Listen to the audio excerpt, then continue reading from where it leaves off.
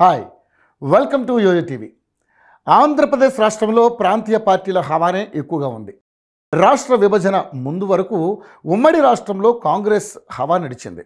2019 తర్వాత అటు బీజేపీ ఇటు కాంగ్రెస్ రెండూ జాతీయ పార్టీలు కుదేలైపోయాయి.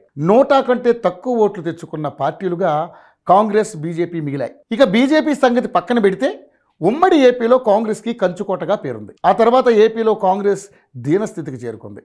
దేశమంతా ఇందిరాగాంధీని ఓడించి కాంగ్రెస్ని మట్టి కరిపించిన 1978లో ఏపీలో కాంగ్రెస్కి పెద్దపీట వేసి అధికారం అప్పగించిన అరుదైన సందర్భం ఉంది. కాంగ్రెస్ ఎప్పుడు ఇంతలా చావచచ్చిన నేపథ్యం లేదు. తెలంగాణలో సైతం 2 ఎన్నికల తర్వాత నిటారుగా నిలబడి అధికారాన్ని సొంతం చేసుకుంది. మరి ఏపీలో ఆ అద్భుతం చూడగలమా అన్నదే కాంగ్రెస్ నేతల ఆవేదన. వారికి ఈసారి ఎన్నికల్లో ఆశ అయితే ఎంతో కొంత ఉంది. నోటా కంటే తక్కువ ఓట్లు రావు అన్నది ఈసారి గట్టి నమ్మకం.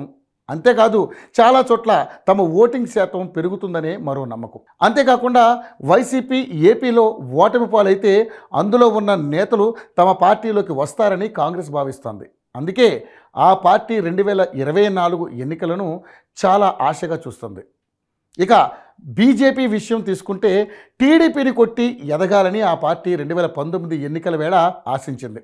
టీడీపీ ఓడింది, కానీ బీజేపీ ఆశలు మాత్రం తీరలేదు. దాంతో ఈసారి మరో రూట్లో ప్రయత్నిస్తోంది. టీడీపీ కూటమితో చేరడం ద్వారా మిత్రుడిలా ఉంటూనే రేపటి రోజున కావాల్సినంత రాజకీయ అవకాశాలను వాటంగా తీసుకోవాలని చూడడం. ఆ విధంగా చూస్తే కనుక రేపటి రోజున టీడీపీ కూటమి గెలిచినా ఓడినా కూడా రెండింతల లాభం పొందాలని బీజేపీ పక్కా ప్లాన్ చేసుకుని పెట్టుకుంది. ఉదాహరణకు టీడీపీ కూటమి గెలిస్తే అందులో కీలక పాత్ర పోషించడం ద్వారా తన రాజకీయ విస్తీర్ణాన్ని ప్రభుత్వంలో పాటు ఏపీలోనూ పెంచుకోవాలని బీజేపీ చూస్తుంది. ఈ క్రమంలో టీడీపీని గుప్పెట పెట్టుకున్నా ఆశ్చర్యం లేదు అని అంటున్నారు రాజకీయ విశ్లేషకులు.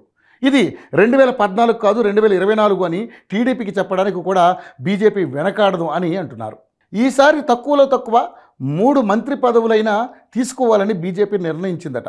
అలాగే జనసేన తోడు తీసుకుని తమ బలాన్ని ఎక్కువగా చూపించి కూటమిలో పెద్దన్న పాత్ర పోషించేందుకు కూడా తయారుగా ఉందని అంటున్నారు. అదే సమయంలో వైసీపీ ఓడి అపోజిషన్లో ఉంటే తమ అధికార బలాన్ని ఉపయోగించి ఆ పార్టీ నుంచి కూడా చేరికలను ప్రోత్సహించి బలోపేతం కావడం కూడా ఒక ఎజెండాగా పెట్టుకుంటారని చెబుతున్నారు. మొత్తానికి ఏపీలో బలంగా ఉన్న ప్రాంతీయ పార్టీలను పక్కకు నెట్టి ఆ ప్లేస్లో తాము రావాలని చూస్తున్న జాతీయ పార్టీలు కాంగ్రెస్ బీజేపీ ఆశలు ఎంతవరకు నెరవేరుతాయన్నది ఫలితాలే చెబుతాయి.